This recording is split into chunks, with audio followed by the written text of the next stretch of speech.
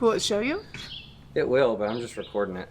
Oh, And then I'm gonna turn around and look at it. gotcha. So like blah, blah, blah, blah, blah. So you're thinking about moving to Atlanta and you're wondering, should you build? But maybe you're concerned about the financing, the building process, interest rates, labor, supplies, all that kind of stuff. And fortunately today, I've got my go-to general contractor and one of my top agents on our team here at Living in Atlanta. And we're gonna be talking about all of that. So if you have any interest in building in Atlanta, stick around and we're gonna get after it right now.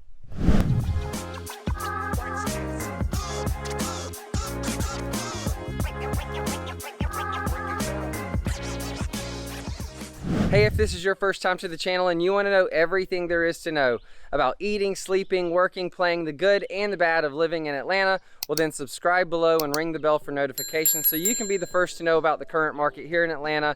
My name's Denny. The team and I get calls each and every day from people just like you looking to make the move to Atlanta, and we absolutely love it. So whether you're moving next week, next year, or anytime in between, call us, text, email, Zoom, carrier pigeon, whatever is comfortable for you. We'd be happy to help you make a smooth move to Atlanta. As I mentioned, in this video, we're gonna be talking about building. We get more calls from people who are interested because the market's up, prices are up, inventory is super low, and people are like, hey, should I buy land? Should I build a house? And I think you probably fall in one of two camps. One, you have absolutely no idea what you're talking about.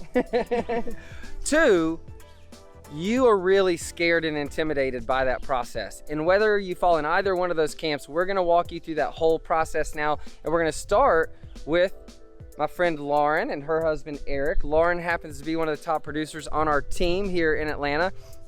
Eric, conveniently, is a general contractor and a builder. So as an investor, I've flipped tons of houses. I always use Eric. He's my go-to guy for renovations and for new builds. So I'd highly recommend, even if you don't want anything to do with myself or Lauren, you have a realtor, you don't need us. You do need Eric, I promise that. And if you need a lender, then we can connect you with them too. But this particular property is near and dear to their hearts. And I say that because it started off as a new build for them to sell, and they've kind of fallen in love with it.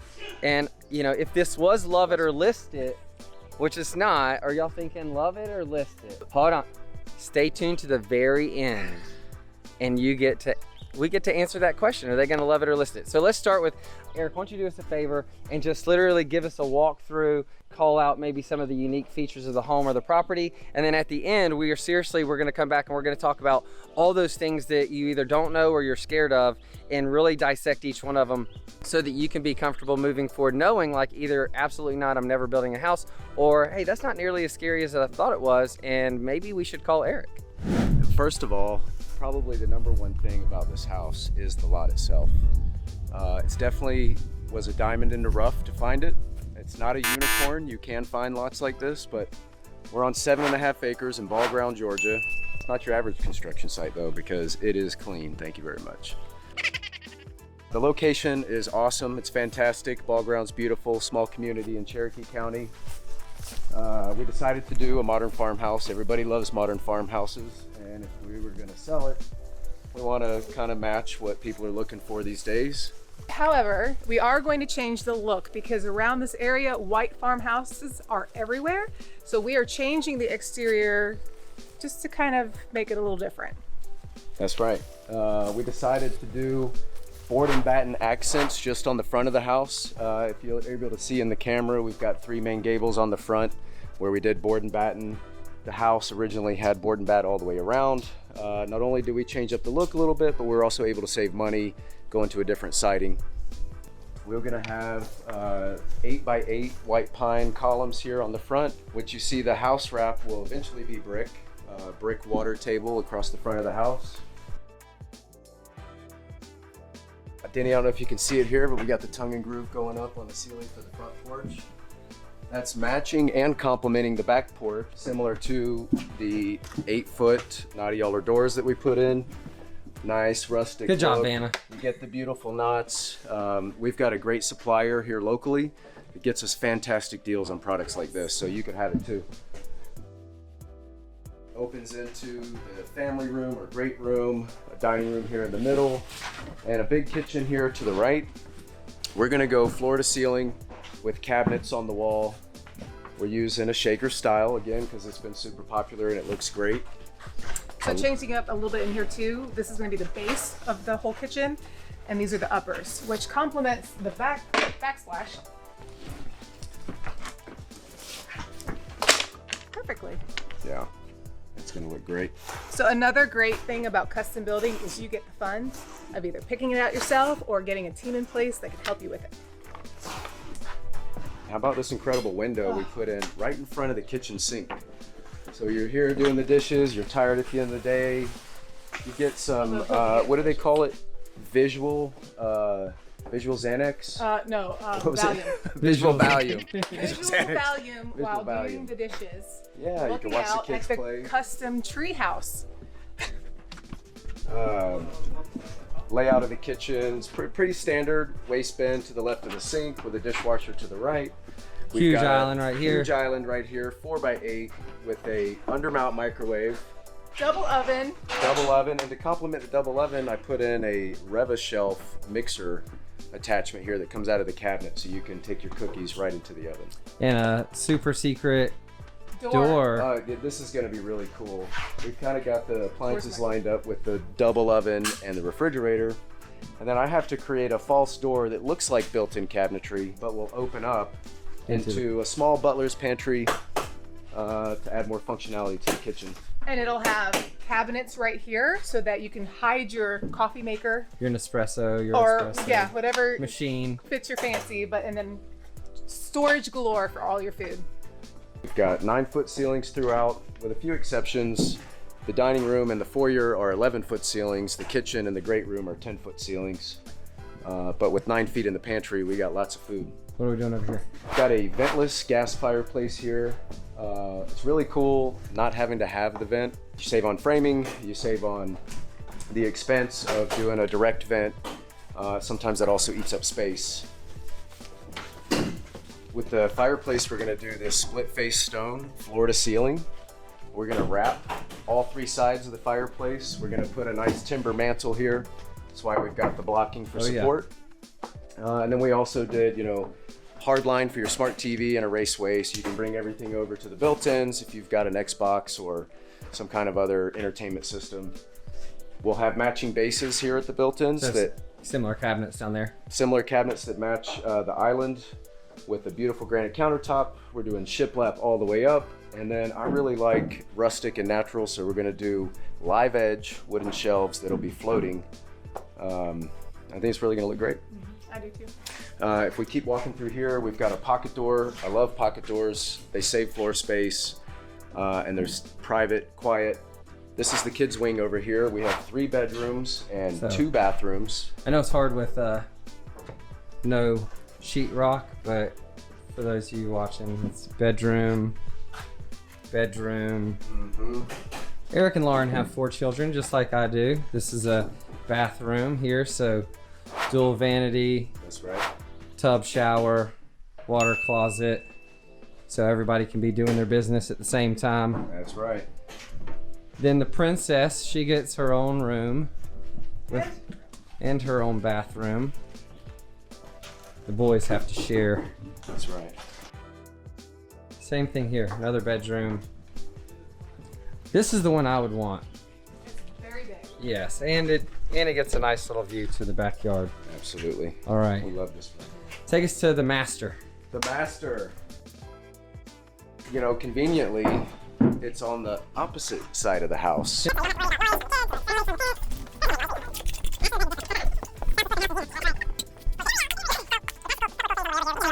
This is the master bedroom. We've got 17-foot vaulted ceilings.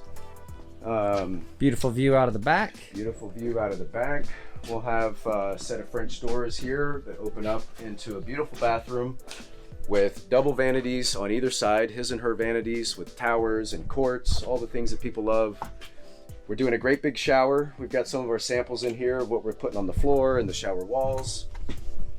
That little glass piece there, this is gonna be an accent in the corner going all the way up. Like so. Yep, just like that. You do it on both sides, and then we'll run our tile like this. So something a little more modern. We have a freestanding tub under this window. But the tile is gonna go all the way It to the is. floor and all over the wall. Yeah, we're big fans of tile, so we always go to the ceilings, whether it's a kitchen backsplash or a bathroom, you know, unless we have a budget constraint, but it always looks great to go all the way up. And in a bathroom like this, in a freestanding tub, it's nice to have the walls completely surrounded with tile, so you don't have to worry about splashing in water. Right. And tub that a almost 5'11" woman can fit Oh in. yes. Of course, we have our water closet here, and then we have her closet. We jokingly say that. There's plenty of room for two Yeah, people in it's a- here. I mean, It's if we huge. were to buy it. It's huge. Yeah. All right. Ooh. Go up and Basement's see if not there's- getting finished, but this is our stairwell access down to the basement. Coat closet in here. This is a drop zone when you come in the garage door. If you want to unload some things for the kids, they'll have a drop zone here to unpack. We'll also have a mud room. Kind of this whole area is a mud room, a flex room. The laundry's back here. We have a utility sink in there. We'll have a folding station. And then we also have the powder bathtub back here. So, washer, dryer, and then Wine table. oh, lockers, kids Yep. stuff, shoes, and then a bathroom there too. That's right. All right. You want to Yeah, see if we we can can- sneak by them up there? Go upstairs and we have another bedroom, bathroom, office, another great flexible space. So this was an additional 525 square feet. We decided to go ahead and finish. Adding another bedroom, a full bathroom, and a walk-in closet is going to bring a ton more value to this house. Yes. This actually makes it a 6, 4.5, and about 3,700 square feet. We did go ahead and wire it with some low voltage so we could have the office, as I said before. We've got an access point in the ceiling. The house will be covered in Wi-Fi. Yeah, so by access point, he means like you're literally 3 different places in the house you have Wi-Fi raining everywhere. Yeah, Right? No it's dead A essentially hot like spot in that area of the house. yeah, like getting a booster, except Yes. the booster sits on the ground or on a desk. It's got to plug into the wall. These will be small in the ceiling. So hardwired and access point, so internet No fast problems. as you could have it everywhere all the time. For a Yeah. house in the middle of the woods. Absolutely. Yeah, which unfortunately is only 25 megabytes per second, but Hey. we'll get the maximum out of it that we can. Sweet. Yep. We show them the beautiful back deck. That's where we're gonna finish. Okay. So we've actually got the same square footage down here in the basement. This is what we call a ranch on a basement. It can be a little more costly to build a ranch on a basement because you have a larger footprint, but it's way more functional in our mind. It's really spread out and kind of sprawling. Plenty of room for maybe a gym or something down here. A little sitting, living room, entertainment, maybe movie area on this side. Away from all the windows. Yep, where we can keep it nice and dark and control sound. And then we have it opened up completely in here. We removed a bunch of walls originally that were on the plans and added LVLs and beams to keep an open concept. But it's pre-plumbed. It is, yeah. We tried to think ahead of as many things as we could, so we pre-plumbed it for a kitchen, a half bath, and a full bath. So we could add a 7th bedroom and So a this could- 5th. This could be a whole 6.5. nother house. Sweet. Technically, if you wanted to think In-law. about, yep, or if you wanted Multi-generational. an income property Sure. where you live and still make money, this is a great opportunity to do that. Absolutely. Some things that are a little obscure maybe to most people, but I think is really cool as the builder. We brought a 400 amp service to the house, and you kind of need it with a house this size. So, Why? because you have so many circuits and amps, you've got all your traditional circuits with your washer, dryer, and your kitchen appliances, but then you've got all the extra outlets and lighting for the bedrooms and the closets, and then the square footage itself. Plus, we kind of thought of this as maybe a homestead, potential homestead. With 400 amps, we've got 2 200 amp panels in the basement, a 100 amp panel upstairs for the bonus room, and then the meter base will actually have breakers in it as well, so we could run power up to a hilltop that we cleared on the property. So what that translates into is plenty of electricity. Plenty of electricity. For the house itself, and if those things on the property you wanted to run. Yeah, landscape lighting, maybe a automatic gate, Or we even thought on the hilltop, Yeah, doing animals. a pole barn or some type of event. I mean, really, when you buy a property this big, There's a lot you can do. there's a lot you can do. Yep. And you want some of that infrastructure in before you finish the build. Yeah. It's the easiest time to do it. And I love that he plumbed everything against the walls. Oh yeah. Sorry. Oh yeah, we did. You know, usually builders will take, or their subs will take the path of least resistance. And that means that there's water lines, there's drain lines, gas lines, electrical wire crisscrossing the ceiling, below the ceiling. We You lose intentionally, ceiling height, Which you'll have to build below. and you have these usually. ugly little. Tray ceilings. Yep. Yeah, so here with everything going on the perimeter or in the ceiling, this will just become an interior wall all the way around. We keep the full 9-foot ceiling height and everything's hidden, which is awesome.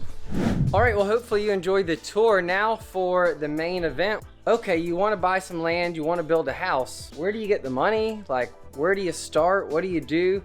Well, first of all, I'm a believer in deferring to the expert. And so I never try to be a contractor. That's why I have Eric. You should never try to be a realtor. That's why you have Lauren. And I don't pretend to be a loan officer, but I do know a little bit about loans. And so whether you're just buying a home as is and doing nothing to it, or you're gonna do some renovations to it, or you're gonna buy dirt and build a house, the mechanics are a little bit different, but ultimately it's pretty similar.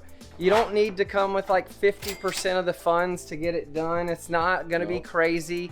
You're probably not gonna get a 3% down payment, terrible credit. That's not gonna work. But if you're a qualified buyer and you've got, you know, more than $5 in your bank account and enough for a traditional down payment on a home, well, you can actually do a construction to perm loan, which is construction to permanent loan. That's a builder's loan into long-term financing. And so reach out, we'll connect you with one of our preferred lenders. They can walk you through what that process looks like, make sure that it's something that you're comfortable with. And then once that happens, then you're gonna rely on your realtor, your contractor, and our team to kind of take it from there. So I'm gonna turn it over to Lauren. Okay, so the first step in all of this is to find the land. And so you get a realtor and you get a search going, you find the property. Once you find the property, you're gonna wanna make sure that you do a soil test, make sure there's a survey in hand, make sure that you can build what you want to build Who's on gonna it. do all that? Well, we are. Yeah. Just making sure. When you say you, people start getting nervous. I like- apologize. Okay, your team of experts will do all the legwork for you, but you have to tell us what you're looking for so that we can go to the battlefield. So once we get all of that in check, make sure that this guy then figures out all the permitting. Permitting plans, which we have behind us, that's a big part of it. You find the land, make sure it's suitable for the build, Yep. get your financing together, and then start working on some plans, and that's what we have here. All right, so this is this house that we are standing at today. Yep. And if you don't mind, we did elect to save some money with the plans. When you get a set of plans, you've got to hire an architect. Architects are fantastic. We love the architects that we work with. But sometimes you can do a pre-made plan, which this was.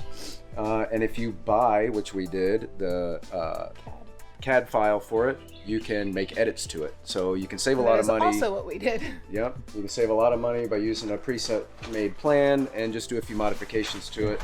In other words, your architect doesn't take into consideration how much it's gonna cost. There's just a plan. And then you have to reconcile your plan with your budget and work with your contractor to make sure all that's in line and that what you picture in your mind and what is actually on the plan is what actually comes out of the ground, and you don't get any sticker shock. So materials, plans, all that stuff. There's a lot of legwork on the front end that you do with Eric before you even pour a foundation. Absolutely. So what you're looking at here is the main floor plan that we walked you through. Yeah, the front door through the foyer into the dining and the great room that we showed you guys, the kitchen. We had the kids wing over on that one side of the house, and then we had the master on the other side. This was really a great floor plan that we didn't really have to change much. But we did change some things because a house this grand needed double ovens and the plans did not come with double ovens. So we had our architect fix that, move the microwave so that myself or whoever we sold it to would be able to have a dream kitchen. This is the moment you've all been waiting for, right? We know based on our own house search, building houses, remodeling houses, working with clients, maybe common sense or comfortable or second nature to us isn't necessarily to you. And so one of the, well, rather than tell you, Lauren, like what are some of the biggest questions you get or concerns that people have when they reach out and they're like, hey, should we buy land? Should we build a house? Well, one of the things is they ask, is it even affordable because of some of the material costs that we're all hearing about? So if you've been hiding under a rock, there's like a global pandemic supply problem, right? Yes. Yeah, big supply chain issue. So materials, the raw, like lumber, Right. windows, like that kind of stuff, Cement. like it's a real thing, right? Yes. Yeah, it requires a lot of pre-planning at this point. Yes. There was always a schedule you followed in construction with building, but you really have to be on your game now, estimating, constantly checking on lead times for products. Appliances. Appliances. A funny story about appliances. We pre-ordered appliances like 9 months in advance, thinking like all the other people, it would take 7-8 months to get them.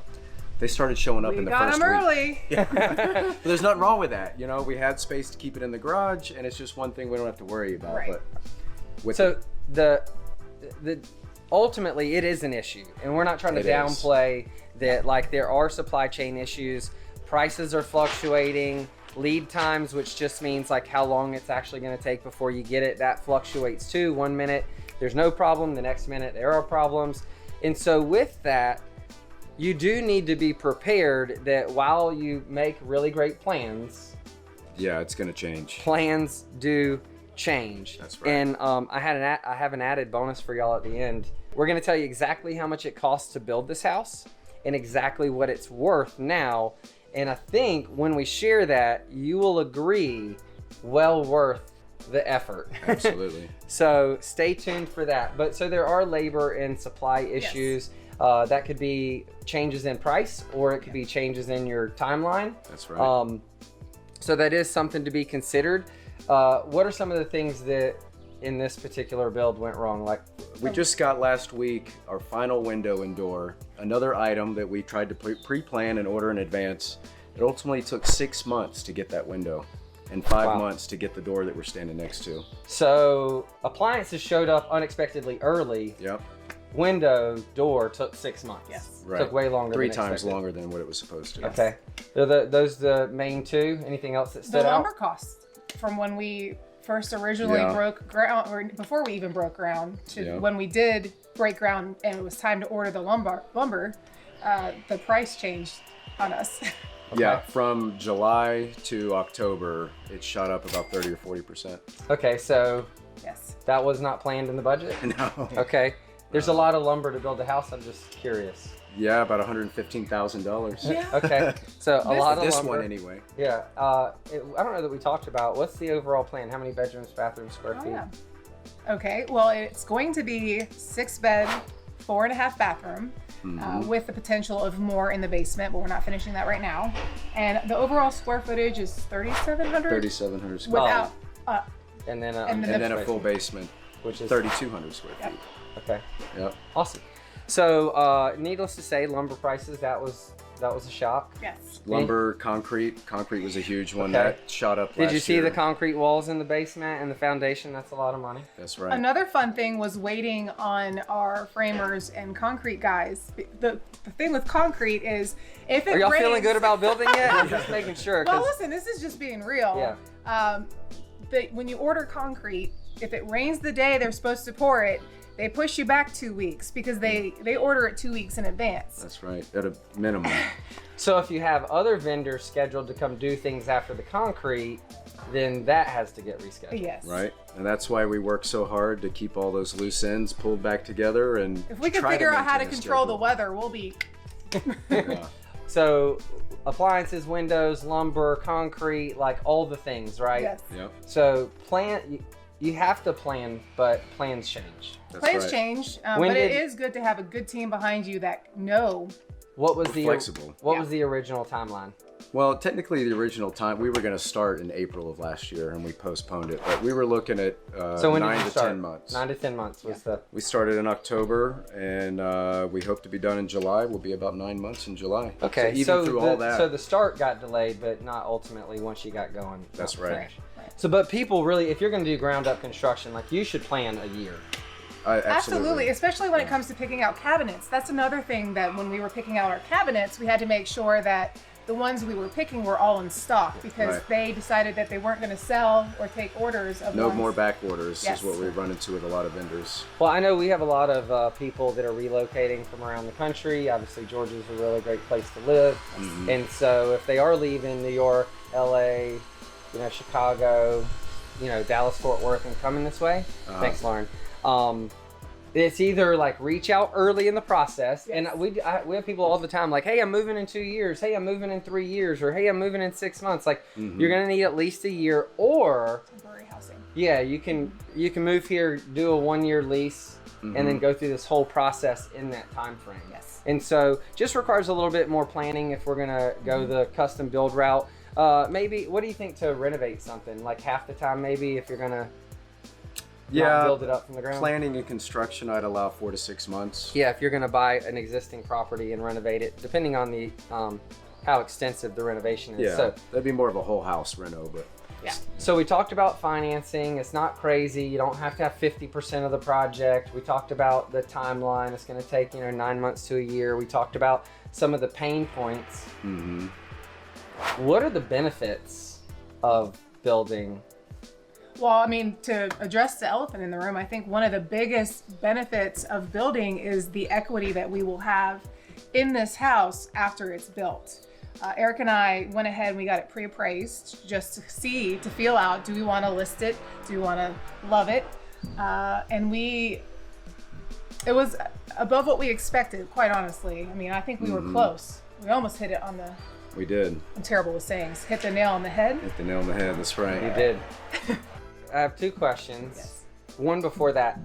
How about the design process? Did you enjoy picking out? Because I know one of the things that I noticed walking through, because I just bought a house too. Y'all probably already know that if you've watched any of my videos. A few of the benefits that I see in building is like, I just bought a house and if I'm going to renovate it, that's one thing, but it doesn't have hardwired access points for the Wi-Fi or for you to plug into the Ethernet. Like, I don't get to do, when you're building ground up, you get to make every one of those decisions. It's not even just the pretty stuff. Yes. Yes, the woman, the lady in my household is going to be doing design. You don't want me designing anything, I promise. But you get to pick out the flooring and the paint and the tile and the fixtures and all of that stuff, which, one is current in terms of design, but 2, it's exactly what you want. That's right. And everybody, I think, knows that part about the build, but I don't think what they quite appreciate is The hardwiring. the amps, the hardwiring, the insulation, like all the kind of unique, even water filtration systems, like whatever your thing is that is really you're passionate about or is important to you, you get to bake all of that in from the beginning. That's right. And so it's the design stuff, it's the hardware, that kind of stuff from the ground up. And you're a general contractor, so you get to build it yourself. That's right. And obviously your subs or manage it. But if someone were to hire you or a GC to build this home, what would it have cost them? Well, you've got your land cost, right? We paid $155,000 for this lot, which was a steal last year. Property values have probably increased 40% since we bought this last year. So there's that equity word again. We've been able to build into the house. And but being a realtor, as soon as it hit the market, I had a search portal going, and we jumped on it. Came out and saw it right away and capitalized on it. So you've got your land, then you have the hard cost of the build. We're going to be into the hard cost on this for about, I'm trying to do quick math in my head. Just do it with the $610,000. I think we're all in at $810 roughly. Okay. And then of course I get paid for what I do. Yeah, if and you're I'm watching, good at you're it, probably so not a general contractor, so. That's right. You have about $120,000 builder fee on a project like this. It's typically about 15%. I was gonna say. So you could kind of do the math on your own. There's 2 ways you can, as someone that hires general contractors, you can structure contracts. One is you do a whole scope of work, all the details are planned in advance, and you pick a number and you pay that price. Right. And then if anything changes, there's a thing called a change order, and usually those are expensive changes. Or you can do a cost plus, which is you say, hey, Eric, whatever it costs, we're going to pay you that plus 15%. And then that way, if your interests are aligned, because if you start changing the plans to save money, well, it saves you on the build cost too. Right. But if you start changing to add things, well, you know up front exactly kind of does this. what that's going to cost you. So 810 plus 120, we're at 930. 930, maybe some miscellaneous. We're probably all around 950. All right, so let's call it $950,000. What do you think it appraised for? In the comments below, what do you think it appraised for? No, seriously, the appraisal came in at $1.245 million. Okay, so that's basically $1,250,000. Yes. Minus $950,000. You're talking about $300,000. Yes. Yeah. Well, where I come from, that's quite a bit of equity. That's more than 20%. So you got no PMI. But this could be done on a $400,000, $500,000, $700,000. It doesn't have to be $1 million home, right? Right. Oh yes. This could be a lot in a neighborhood in the city. It doesn't have to be land in the country. That's right. It just happens to be where we are. And I feel like a comparison to this as to the current market situation, and you think about how much some people are overpaying over the list price, you have to kind of wonder, where does that put them as far as... Yeah, equity in this market doesn't exist. Exactly, thank you. So you can for sure build equity into it. Last question, then we'll wrap it up. Are you going to love it or list it? Eric. I don't know. I would love it already. So. Okay. Yeah.